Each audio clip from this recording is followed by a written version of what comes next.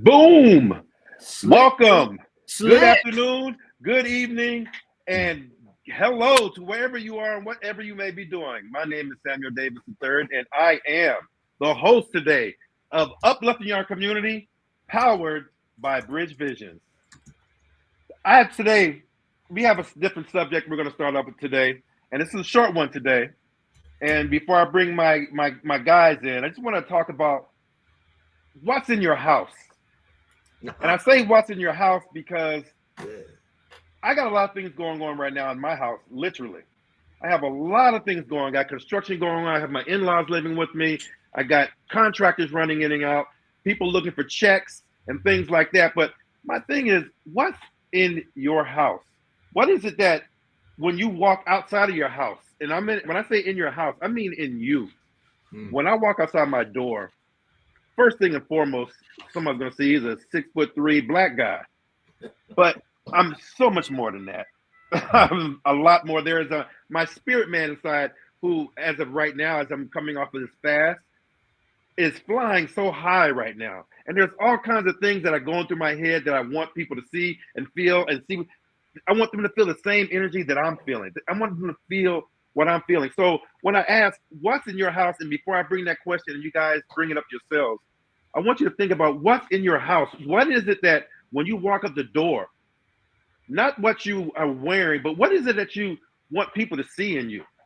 Me personally, I know that right now, in particular with this time, what we're going through in this country, and as I was talking with my wife more recently, I think that first and foremost, the heroes that we're looking for are in us, and we are the heroes that we're looking for.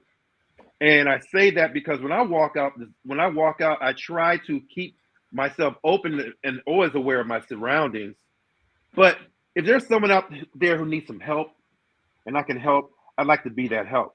If there's someone out there that needs just someone to talk to, I want to be that person that they can come to and talk to. A lot of things that I did professionally, that was my career, working in the Federal Bureau of Prisons. That was something that I did not think that it was going to be a strong thing, that was going to be something I would say that I really enjoyed to do. But being that I'm retired from it and been away from it, and the people that I've helped along the way, I miss it. I genuinely miss helping other people. I think that's why God sent us here. So my question that I asked you, and I'm asking both of you, is to when you walk out that door, when you walk into a store, when you walk to those areas where all of a sudden you see that it's more than just you and more than 10, 15 people, or you walk into an area, what is it that you want to project about yourself? Or what is it that you want to others to feel about you? I know lots of times for me, you sit back and you see a 6'3" black guy. Some people get afraid of that. I've been accused of being menacing by wearing the gear that I was issued in law enforcement. And I walked into a door and the department head comes up to me. We happen to get into the small room, crossing through this corridor, and he goes, "Hey, Davis, wow, you're kind of menacing." And I don't know what to say about that. I didn't know what to say at the time, but I'm like, I'm wearing a gear that is bureau issued gear. So what are you talking about? And I say all this because they came up and sent me down to talk about how I was wearing my clothes and what I was doing, how I was presenting myself. I'm like, that must be your own personal fear. That must be what you got on the inside. I can't say nothing to them about that, but it was really something. So again, what is it that you carry that you want people to see when you get outside the door?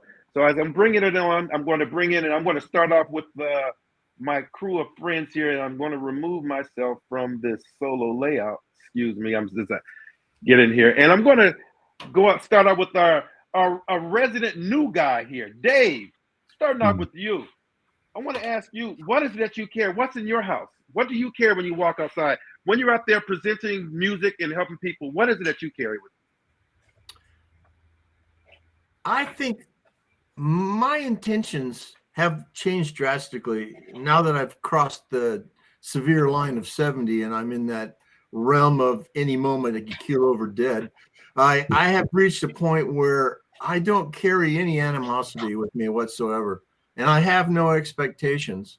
I'm totally an open book, and I try to carry the little pocket of peace that I feel in myself from actually healing myself over the last 30 years.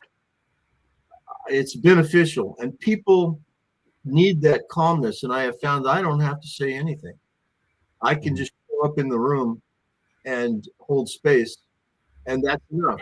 Because let's face it, what can I say to you or anyone else? What can I say? It's going to change anything you think if you're not receptive to who I am. And like Sam's a big, tall man of color. Well, I'm a medium-sized, portly, looking dude with really long hair. I look like a reject from the 60s. So people naturally think I'm either a druggie or some kind of, really strange being that's not in contact with anyone on this planet. And that's not true. I've been there, but I'm not there now.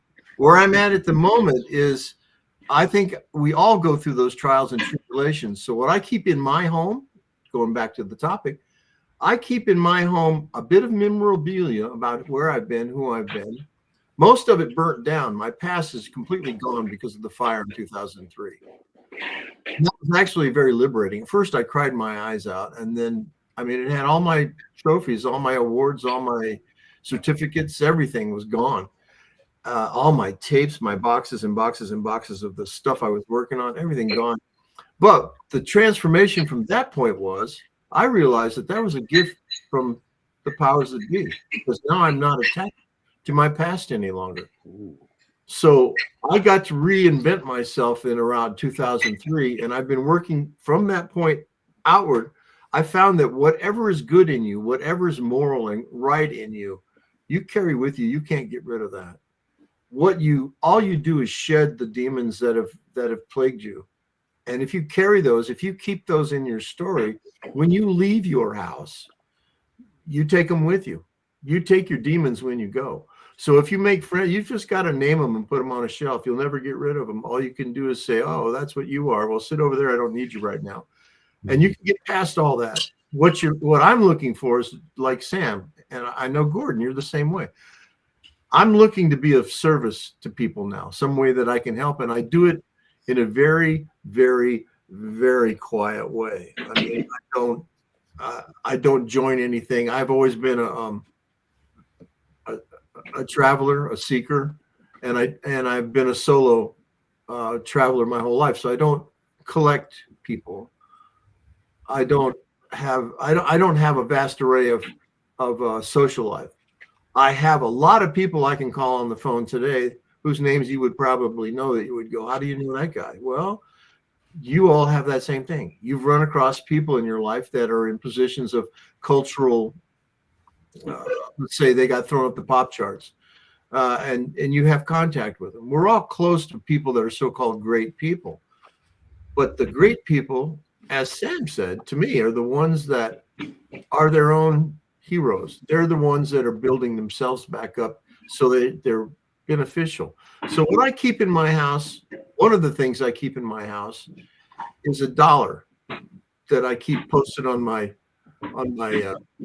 you'd have to see it behind my screen here, but it's like an art wall. I have $1 bill posted up there.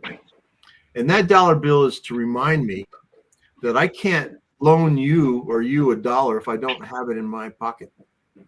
So I keep that $1 there to remind me that if you want to give love, you've got to step into that frequency and be ready to give it when you step outside your house. If you walk outside your house and you're all bollocksed up and weirded out about, something that happened, and you're trapped in your own little egoic story, you're not going to be able to help someone feel better that day. So I find that by just not worrying about my story, it writes itself. But by keeping that center, that peace, that grace, that the powers that be give you, whatever name you want to use for God, it's there. If you can stay in that frequency, when you leave your house, you're doing the best you can do for mankind and the kindness and compassion you take in your day-to-day meanderings.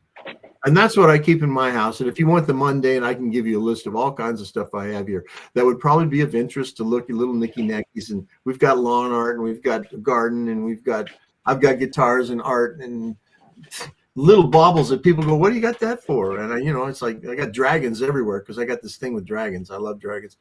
Anyway, so that's my shtick, and I say, Sam, this is a great topic, brother, because how many people actually carry that frequency with them when they go into the world? They're always concerned with what they're going to do or how they're going to see. And Gordon, with what you did with your kids, where you brought them into that light, you said, "Hey, here's a way of reforming the world with some morality that you can control."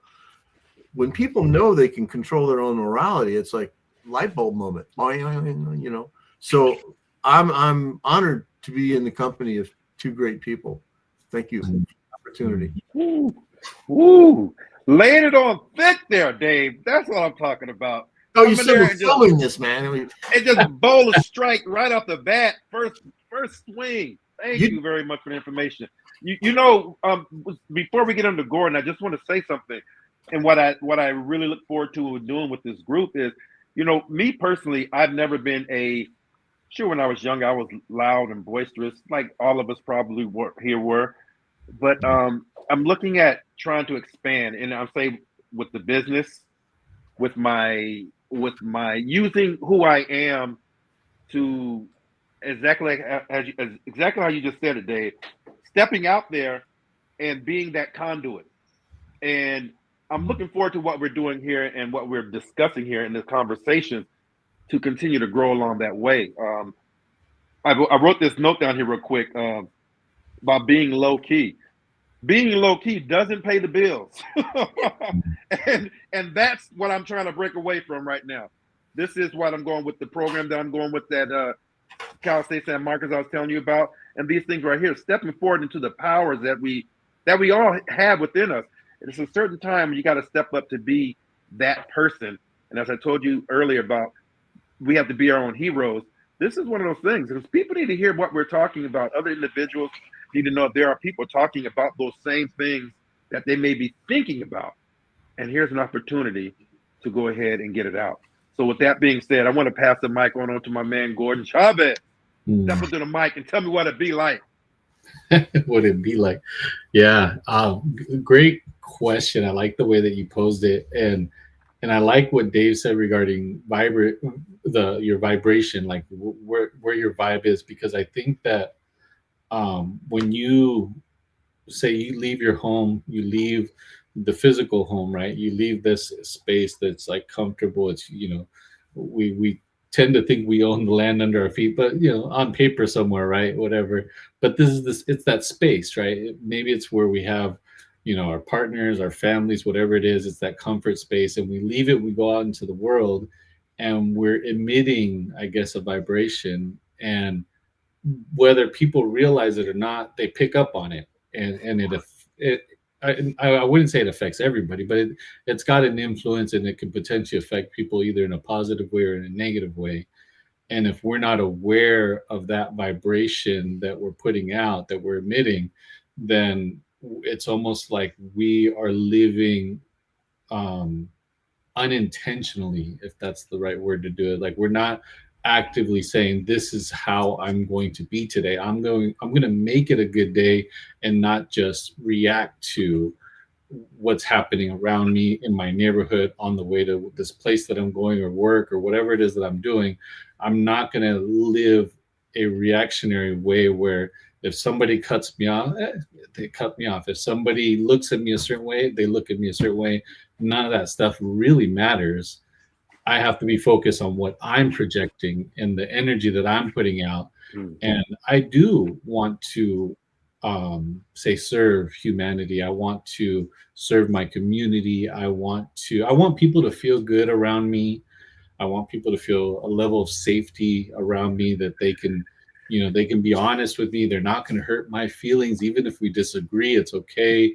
I'd much rather hear something that's the truth that I completely disagree with than somebody try to tell me what they think I want to hear about something, maybe, but I think in general, I want people to feel, I guess, comfortable and safe, and to some degree loved, even if they're a stranger, because because we're all people. We're all going through our own set of challenges. We're trying to figure this life. I think Dave said it earlier. We're the way that I say it is that we are spiritual beings in this temporary physical form, right? And so I love the way you said it, David, also. But that's really what it is, and none of us have it completely figured out. So how can I say that so and so is not doing right, or they're reacting to the cards that they were dealt, and I have no way of fully understanding even what led to the last 10, 20, 30 years, even generational curses that they picked up from their parents and whatnot.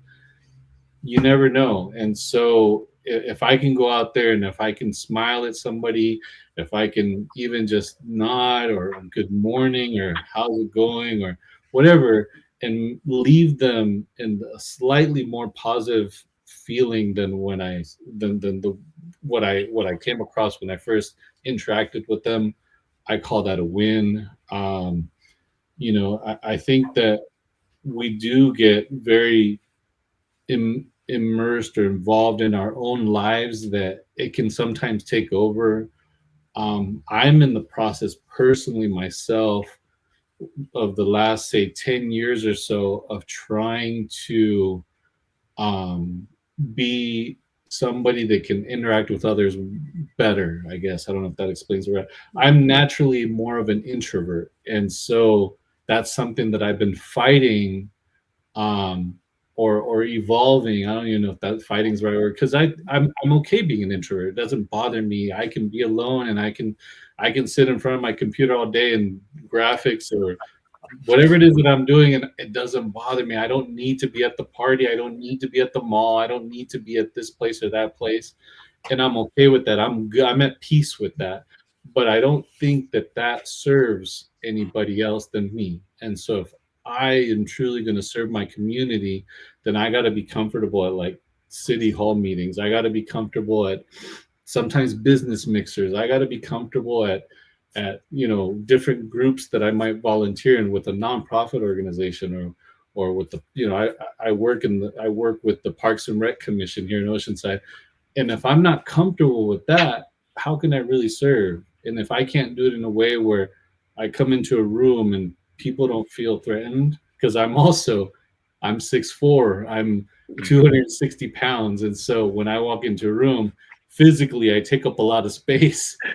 My energy has to offset that, right? I got to make people feel that I'm not a threat. Just be you. I'm gonna be me, and we're good, and we're all human. And so, it's really about the next generation. Let's make this place a better place so that my kids and your kids and everybody else's kids don't grow up, say, in the environment that I had to deal with that created who I am, which I guess you could say is not a bad thing, but it was rough. And so if we can make it a little bit better, sometimes it's just those little things. Hey, how's it going? How you doing? And if somebody's not feeling right, maybe that good morning is all they needed to kind of redirect them in a more positive, trajectory, I guess, for till the end of the day, where they can say, you know what, I'm good. I wasn't sure this morning, but I'm good now. And all it took was that good morning or something. Who knows? So yeah, I think that's kind of what it's about, if that makes sense. Thank you for that, Gordon. I love the part where you talked about the evolving, how you were evolving. There are times when, even when we didn't even discuss it, but I go into with Kelly, as I said, we worked with our community here, and we just got District 3 Jimmy Figueroa elected. He's the guy that we campaign managed for, and if he hadn't did it, Kelly was going to run again. And so it was like, let's put our eggs in that basket. Great guy, amazing guy. This guy is really perfect for our area and perfect for this time. But I say all this because I go on unannounced with Gordon, and we go to county, city hall meetings, and there's Gordon sitting in there. He's ready he's getting involved. And I joke with Gordon after you got the Parks and Rec, or Parks and what's the position title called again? Yeah, Parks and Rec Commissioner. Yeah, he's the Parks and Rec Commissioner. He is the guy. He's the dude you got to talk to. In the Air Force, they always taught us, if you take a nail and you drive into wood, you are a carpenter and you should write yourself up as such. And that's what I say when you get into these positions and you start evolving into that position that you're in. People are going to sit back there and look and say, hey, I don't know anybody in Parks and Rec. Wait a minute. Isn't Gordon in there? Hey, man, I know Gordon. Hey, and he happens to be what is it? Is he Mexican? Is he white? What is it? Well, he represents us. And talk to this guy. Irrelevant. He's somebody that's in because of his stature. You got to look up to him as well, too. There's all these different things. And I think that evolving is a really, really great word to sit back there and say, because we all are. And my next question I want to ask, and I want to do a round robin on, is when did you feel, I know last week we may have mentioned this in the last podcast, Dave, about your evolution. When did you feel, Gordon, that you started making these moves to evolve? When were you aware that, hey, you know what? I'm changing. And I don't know whether I like it or not, but I'm changing. And it's good or whatever, bad, whatever. But when did it happen for you? You know what? It was right around 2015 or so. It was right around 2015. A lot of different things happened right around then. And the reason why I say that is because from 2008, 2009 or so, when we closed down the print shop, it was a hit that I took that I was like, that kind of brought me down, right? We were building up this, this business that was going to create a situation where I could make a living doing what I absolutely love to do. And that was designing, creating, just to be able to create something, whether it's graphics, I do a little bit of video editing, the web stuff. When you create, there's power in that, to be able to like kind of put part of your soul in it. And we're getting it there and we're doing it. And then boom, we had to shut it down. And that was a hard thing for me to go through that. And so, and then just the whole financial crisis was like a kind of an awakening that, finance, people seem to want to hold finance up with things like you always hear about mind, body, and spirit. And it's almost like you want to hold up money up to that level. Money should not be up there, yet we hold it up to that level. And it shouldn't. Wow. We need to understand what money's place is, and money doesn't deserve to be at the same level as mind, body, and spirit. And so it was challenging from 2009 or so to like find my place. I still did freelance design and things like that after that, but it was just challenging to find that place. And then I had mentioned that I met my friend Carlos Salgado, and he had a very unique approach to finance and business. He was teaching about, and it wasn't his concept, but he was teaching about blue ocean versus red ocean mindset around business.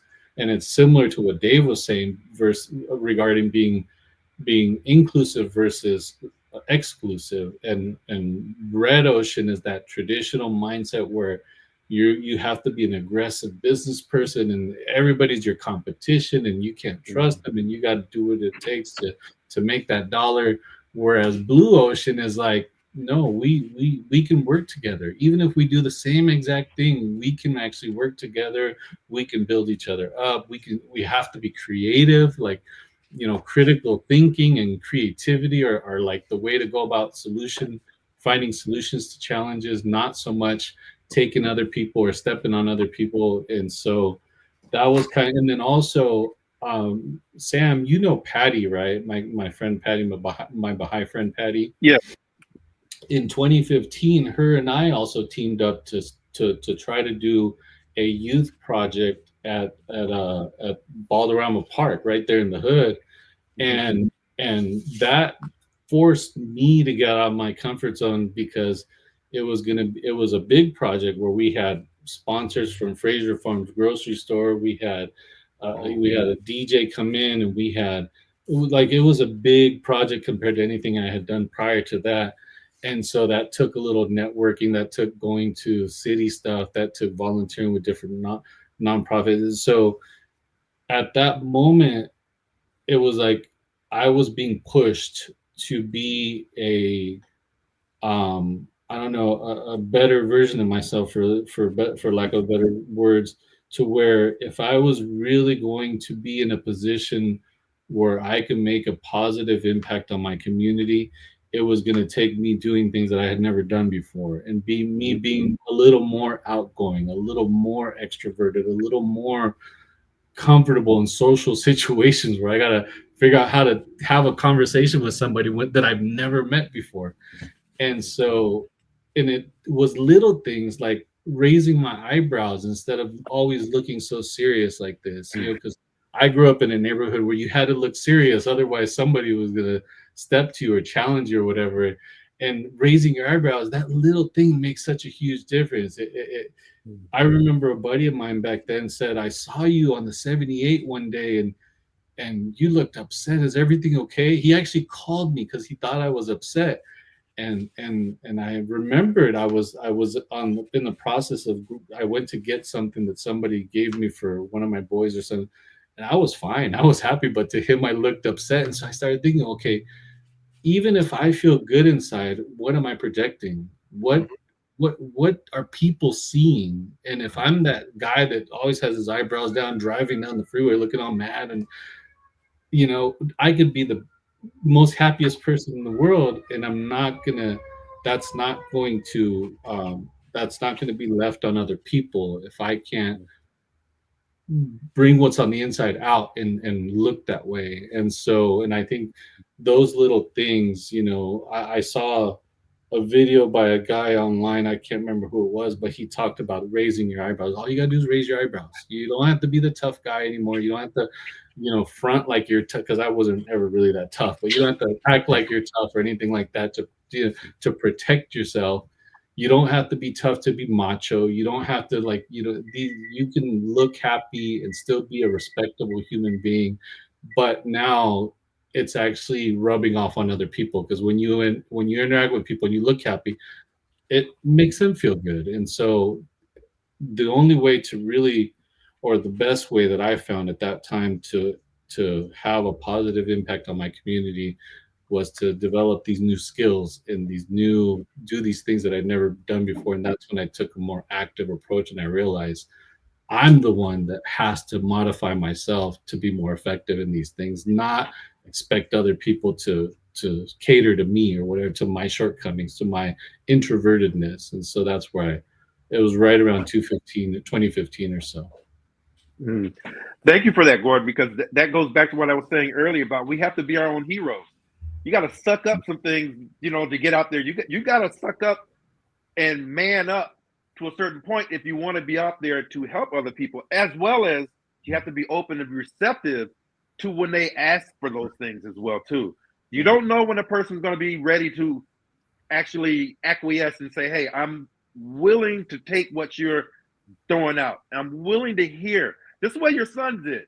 Your son sat back there and said, "You know what, hey dad, this might be what you want me to do. What? Okay, let's see what's going to happen." After a while, it starts to, that's kind of cool. You know what? Me and dad got this relation. Me, dad, my brothers. Man, if I can pass this on to my next friend and then keep it rolling from there, it can be great. That's part of manning up and being that hero for them. I wanted to kind of go back to you, Dave, because you mentioned those fires that you went through and money. How was money? I want you to make a comment on money, because kind of what the way that Gordon was saying, you lost your home and you started over fresh. I can't even begin to imagine what it would take for me to sit back there, and if I was to start right now, especially after I'm putting all this money into this house right now, man, I don't know what your insurance was like. I don't know what else was going on in your life. I don't know. I've had a friend who lost their home, lost their business, and all I could do is send $300 just to help them out. I didn't want to be condescending at all, but it was like, you lost everything. You didn't have insurance. What are you supposed to do? So take it from there, Dave, and kind of fill us in on that and how you rebuilt yourself out of that. Okay, well, at that time, that was actually the fourth time that I've lost everything that I owned. the first 2 times weren't too bad because I didn't really have much. I didn't have family. I didn't own property. I was just more or less, yeah, okay, I just got to change locations now and start over. And I didn't have anything.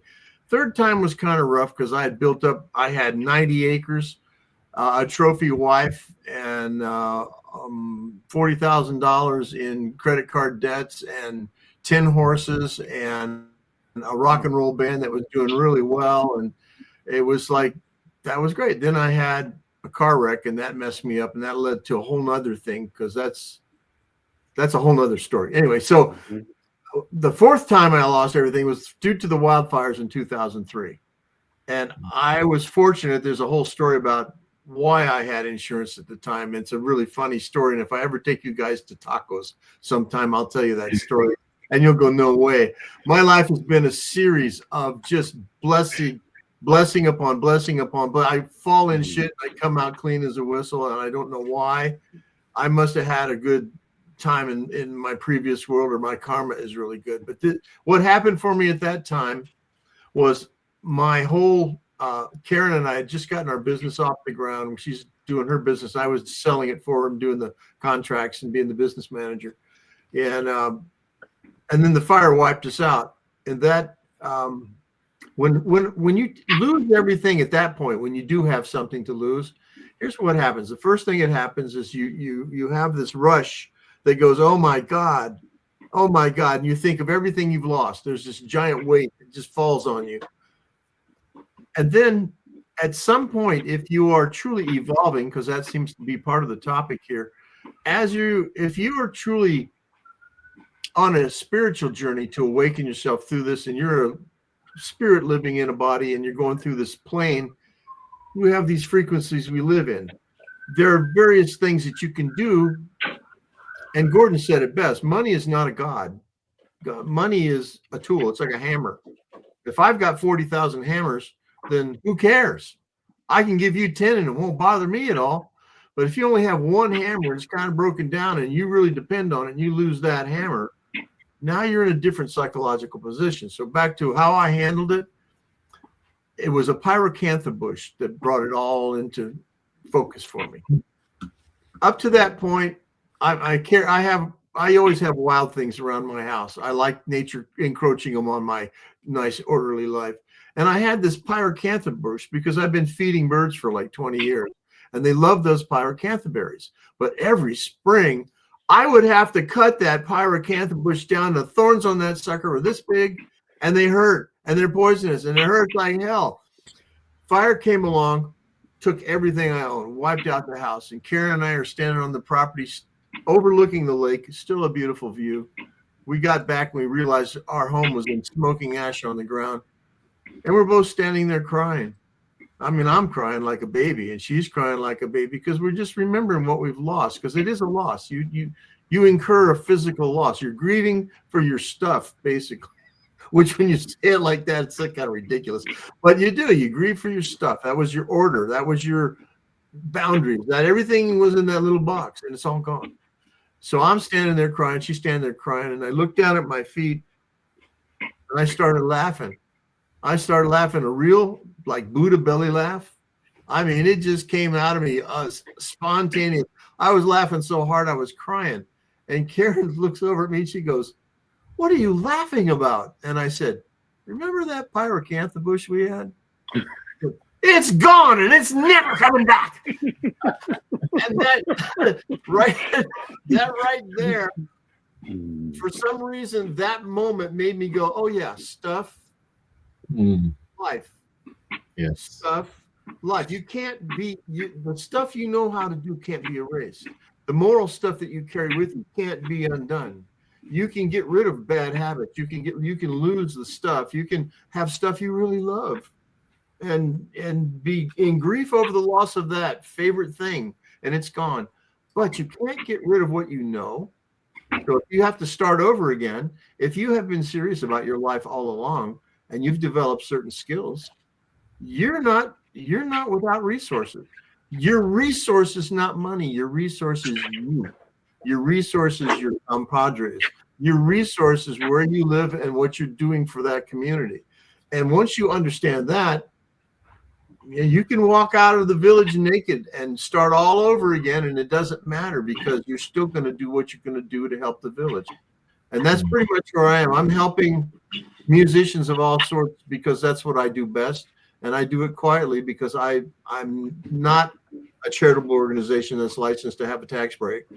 I'm not looking for kudos, and I really don't want to be inundated with people that want me to help them, because that's the other side of it. Once people know you're there and you have a tendency to be real effective at what you do, which I am, then it changes the game, and all of a sudden now you're being used, and you have to really sort of figure out where you stand in that lineup. Because I want to help people that they just need a little help. They don't want me to direct their life. I don't want that liability. I want to help you with what you got going on. Like Sam came in with a little problem, I solved it because I know how. And I'm sure if someone goes to Gordon with a little problem and he can solve it quickly, he will do it because he knows how. I know you do that, Sam, because that's just your heart. That's just who you are. So that's the kind of things. That's your wealth, my brothers. That's your wealth. You carry that with you. It don't matter if you lose your house. It don't matter if you lose anything, even your loved ones. You still have the resource that you can still continue the spiritual journey in your body, in those bones. You can still carry them out to your natural conclusion, doing the things that you feel are what you have to do in order to keep your story good. I always say, just write a good story. Most people are stuck in these mind loops that they're writing bad stories. And the way synchronicity in the universe works is if you think of a negative thought, the universe is going to go say, okay, here, express it this way. Okay, here's another one. Oh, you like that? Oh, what a bummer. Here, do it again. Okay, here. The universe is going to keep giving you every opportunity to cry in your beer. Or it's going to give you opportunities at some point to do some real good. Not because you deserve it, but because you've just simply been telling the universe, I want to do this. I want to do this. I've been saying that about music and sound production since I was 9 or 10. I'm 74. You can do the math. And I'm sure you guys have the same thing. You've been on a journey. And all along, there's been a certain thread that runs through the whole thing. Your mediums might change, but the journey doesn't. We all are born with a blueprint. And the object isn't to follow the blueprint. The object of the drill is to evolve past the blueprint, to understand what your propensities to keep you boxed in are. That's the blueprint. And everyone always says, oh, I don't know what I want to do. You know what? Pick something and do it. Just start off and go, no. And if you start there, you're way ahead of most people, because most people don't ever have one vision in their life. The only vision you need is to find your heart. Once you find your heart, it doesn't matter the medium you work in, because you're going to be effective. Wow. Well, listen, I don't even want to sit back and say that we end this on a great note, but we are. The one great thing that I can sit back and say that I really got from you, Dave, and I got from you, Gordon, as well, too, was that you still feel the blessings. No matter what you went through, the burn downs, you were driving the road, things like that, you still felt the blessings. Wow. Thank you for sharing this time. So we're going to close this on out today. And I just want to say thank you, both of you, for sharing and opening up. It's been a truly a great conversation, and I'm looking forward to the next one. So with that being said, this is Uplifting Our Community, powered by Bridge Visions. Catch you on the next one. Radio. Mm-hmm.